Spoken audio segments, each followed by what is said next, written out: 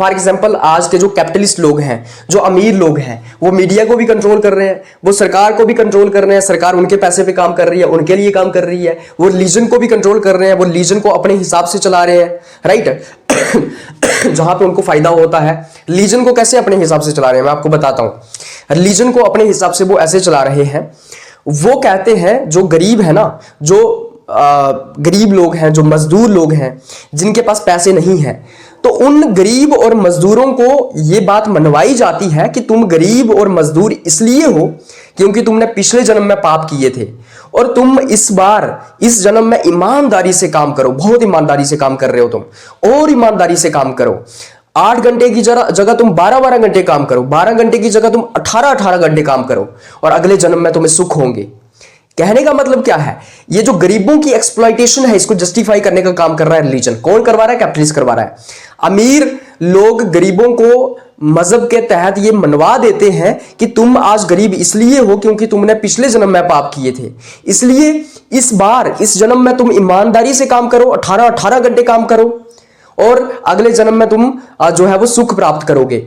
जिससे क्या हो, जिससे कि अमीर लोग जो है उनके लिए ये गरीब लोग काम करते रहे, मजदूर लोग काम करते रहे, ये गरीब और मजदूर जो है उनकी फैक्ट्रीज के अंदर 18-18 घंटे काम करते रहे। इस तरीके से रिलीजन का यूज करके जो कैपिटलिस्ट वर्ग है, जो इकोनॉमिक बेस को कंट्रोल करता है, जिसके पास पैसा है, वो क्या कर रहा है? गरीबों की एक्सप्लॉइटेशन को जस्टिफाई कर रहा है। सो ये बहुत बड़ा एक प्रोपेगेंडा है।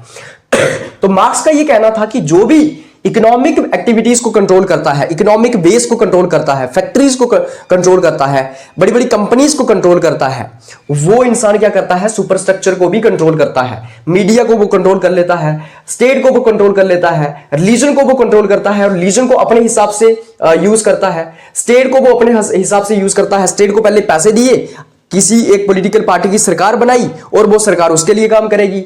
मीडिया जो है, मीडिया को खरीद लिया है और मीडिया उसके लिए काम करेगी। इंस्टीट्यूशंस, सारे एजुकेशनल इंस्टीट्यूशंस के अंदर वो ही पढ़ाया जाएगा जो वो चाहेगा, ताकि जो छात्र हैं, जो स्टूडेंट्स हैं, उनको ओबीडिएंट बनाया जाए। So look at the tragedy, look at the propaganda. कैसे एक प्रोपोगेंडा क्रिएट किया जाता है कि इंस्टीट्यूशंस के अंदर वो ही पढ़ाया जाएगा जो कि कैपिटलिस्ट चाहता है, ताकि जो इंसान है, जो नौजवान वर्ग है, वो ओबीडिएंट बन सकें, वो इसकी बात मानते रहें। इसलिए इंस्टीट्यूशंस के अंदर भी अपनी आइडियोलॉजी को चेरिश करने का काम कैपिटलिस्ट करता है। तभी आपने सुना होगा ना, democracy is the best form of government, फला फला ब्ला ब्ला। उसके बाद पुलिस को भी कंट्रोल करता है, मतलब कि पुलिस किसके हिसाब से काम करेगी, किसके लिए काम करेगी? उसके लिए काम करेगी जिसने इकोनॉमिक बेस को कंट्रोल करके रखा है, जिसके पास पैसा है। That's why Karl Marx has said that superstructure is the reflection of base and the one who controls economic base, the one who controls the modes of production ultimately controls the superstructure of the society as well. So this is how he has explained the society. He has explained the society into two models, that is base and superstructure. और base और superstructure के अंदर वो बताता है कि जो base को कंट्रोल करता है वो superstructure को भी कंट्रोल करता है। उसने कहा we need to study base not superstructure। हमें base को स्टडी करना होगा। जब हम base को समझ लेंगे, हम superstructure को भी समझ लेंगे। तो rather than कि तुम गवर्नमेंट की स्टडी करो, तुम सरकारों की स्टडी करो, पुलिस की स्टडी करो, तुम्हें उससे पहले बेस की स्टडी करनी चाहिए, इकोनॉमिक बेस की स्टडी करनी चाहिए। इकोनॉमिक एक्टिविटीज उस देश में कैसे काम कर रही है, फैक्ट्रीज को कौन कंट्रोल कर रहा है, उसके बाद तुम सुपरस्ट्रक्चर को भी समझ पाओगे। तो ये कार्ल मार्क्स का कहना था। और कार्ल मार्क्स का ये कहना था कि अगर तुम्हें इस सिस्टम को खत्म करना है तो रेवोल्यूशन जो है ना, वो बेस लेवल पे होना चाहिए। जो रेवोल्यूशन है वो बेस, इकोनॉमिक बेस के लेवल पे होना चाहिए। तुम्हें मोड्स ऑफ प्रोडक्शन को चेंज करना होगा, तुम्हें इकोनॉमिक एक्टिविटीज का जो सिस्टम चल रहा है इसको चेंज करना होगा।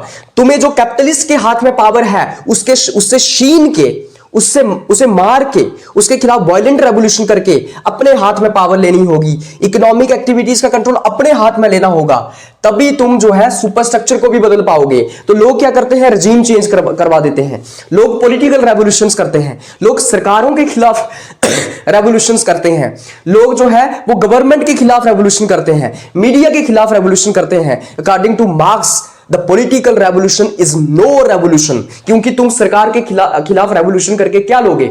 अगली सरकार आएगी, वो दोबारा से उनके लिए काम करेगी, कैपिटलिस्ट लोगों के लिए। तो कार्ल मार्क्स ने कहा कि ये जो जड़ है, ये जो बेस है, इसको बदल दो तुम इकोनॉमिक बेस को बदल दो। जो कैपिटलिस्ट के हाथ में पावर है, जो कैपिटलिस्ट के हाथ में पूंजी है, जो कैपिटलिस्ट के हाथ में पैसा है, उसको तुम उससे छीन लो। कैपिटलिस्ट को मार दो, तुम उसके खिलाफ तुम वायलेंट रेवोल्यूशन करो, खून बहा दो उसका, और वो अपने हाथ में छीन लो। और जब ये इकोनॉमिक बेस चेंज हो जाएगा, ये जो मोड्स ऑफ प्रोडक्शन जब चेंज हो जाएंगे, तो ऑटोमेटिकली सुपरस्ट्रक्चर चेंज हो जाएगा। फिर सरकारें जो हैं वो कैपिटलिस्ट के लिए काम करेंगी ही नहीं। तो this is how he has explained this beautiful concept of base and superstructure model, and that's why Karl Marx has said that workers of world unite, you have nothing to lose but your chains. Karl Marx ने कहा कि दुनिया के मजदूरों, एक हो जाओ, तुम्हारे पास खोने के लिए कुछ नहीं है, तुम्हारे पास खोने के लिए कुछ नहीं है, सिर्फ तुम्हारी जंजीरें हैं। तुम जिन जंजीरों में जकड़े हुए हो, तुम जिस मजहब में जकड़े हुए हो, तुम जिन बिलीव्स के अंदर जकड़े हुए हो, तुम जिस इग्नोरेंस के अंदर जकड़े हुए हो, उससे बाहर निकलो, उन चेन्स को तोड़ दो और बदल दो इस दुनिया को, एक हो जाओ। ये जो कार्ल मार्क्स का नारा था, ये जो कार्ल मार्क्स का एक स्लोगन था, that workers of world unite, you have nothing to lose but your chains. But your chains का मतलब क्या है? बट योर चेन्स का मतलब ये है कि आज वर्कर्स जो हैं वो ये नहीं समझ पा रहे हैं कि उनकी एक्सप्लॉइटेशन हो रही है, वो चेन्स के अंदर जकड़े हुए हैं। चेन्स किसकी है? रिलीजन की चेन्स है। रिलीजन ने उनको ये मनवा दिया है कि तुमने पिछले जन्म में पाप किए थे। उसी के साथ साथ इग्नोरेंस की चेन्स है, वो पढ़े लिखे नहीं है, वो समझदार नहीं है, वो ये नहीं जानते हैं कि उनकी एक्सप्लॉइटेशन नहीं हो रही है, एक्सप्लॉइटेशन हो रही है। वो कास्ट जातियों के अंदर जकड़े हुए हैं, वो नॉर्म्स के अंदर, टैबूज के अंदर, फैमिलीज के अंदर, सिस्टम के अंदर, सोसाइटी के अंदर जकड़े हुए हैं। जब इन चेन्स से, इन जंजीरों से बाहर आ जाओगे और फिर जब तुम एक हो जाओगे दुनिया के मजदूरों, तो तब तुम इस सिस्टम को बदल पाओगे। मार्क्स एंड फॉल्स कॉन्शियसनेस, तो ये जो कोट है ना, workers of world unite, you have nothing to lose but your chains, ये जो चेन्स है इसी को फॉल्स कॉन्शियसनेस कहा जाता है। ये जो चेन्स है, जिन चेन्स के अंदर तुम जकड़े हुए हो, ये जो लीजन की चेन्स है, ये जो लीजन की चेन्स है, ये जो इग्नोरेंस की चेन्स है, ये जो कास्ट की चेन्स है, राइट। कोई कहता है कि मैं मुस्लिम किसान हूं, कोई कहता है कि मैं हिंदू किसान हूं, कोई कहता है कि मैं दलित मजदूर हूं, कोई कहता है मैं राजपूत मजदूर हूं। तो तुम ये जो जातियों में बट गए हो, तुम्हें यह जानना होगा कि तुम्हारी कोई जाति नहीं है, तुम्हारी सिर्फ एक जाति है कि तुम मजदूर हो। तुम्हारी और कोई जाति नहीं है और कोई मजहब नहीं है। तुम ये जो कहते हो ना कि मैं मुस्लिम जो है वो क्या हूं, मजदूर हूं, और ये हिंदू मजदूर है, तुम एक नहीं हो पा रहे हो। तुम्हें यह समझना होगा कि मुस्लिम और हिंदू कुछ नहीं है, तुम दोनों का एक ही मजहब है, वो है मजदूर। तुम दोनों मजदूर हो, तुम्हारी एक ही क्लास है।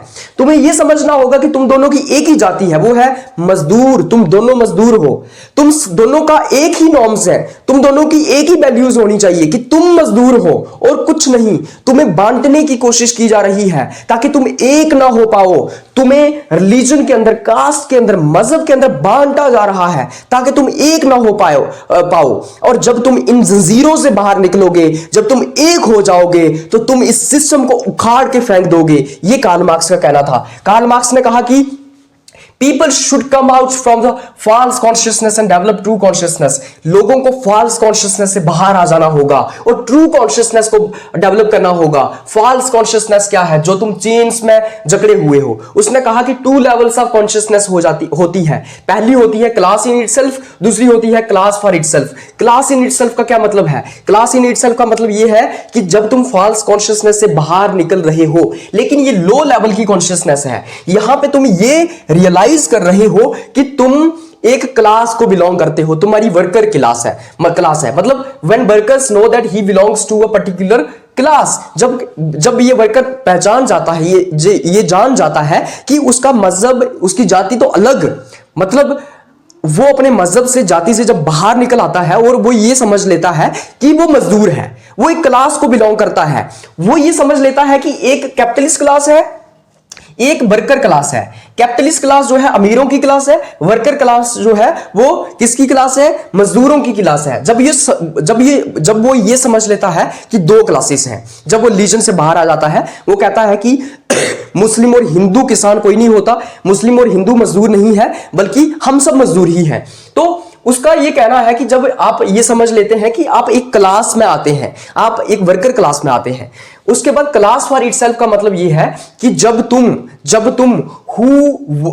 When workers will understand it's exploitation, that is true consciousness. जब वर्कर्स ये समझ लेते हैं कि उनका शोषण हो रहा है, उनका एक्सप्लॉइटेशन हो रहा है, जब वो एक दूसरे के लिए खड़े हो जाएंगे, जब वो क्लास फॉर इटसेल्फ बन जाएंगे, जब वो क्लास इन इटसेल्फ से कन्वर्ट हो गए, क्लास फॉर इटसेल्फ बन जाएंगे, जब वो एक दूसरे के लिए लड़ने लगेंगे, जब वो ये समझ पाएंगे कि हमारा ये कैपिटलिस्ट लोग शोषण कर रहे हैं, एक्सप्लॉइटेशन कर रहे हैं, तब जो है तुम्हारी ट्रू कॉन्शियसनेस डेवलप होगी और तब तुम फॉल्स कॉन्शियसनेस से बाहर आ जाओगे। And then workers of world जो है वो यूनाइट हो जाएंगे और फिर वो कैपिटलिस्ट को जो है वो सिस्टम से उखाड़ फेंकेंगे, वायलेंट रेवोल्यूशन होगा, सिस्टम चेंज हो जाएगा, निजाम बदल जाएगा और सारा का सारा जो है वो समाज, सिस्टम सब कुछ बदल जाएगा, इनइक्वालिटीज खत्म हो जाएंगी और बराबरी हो जाएगी।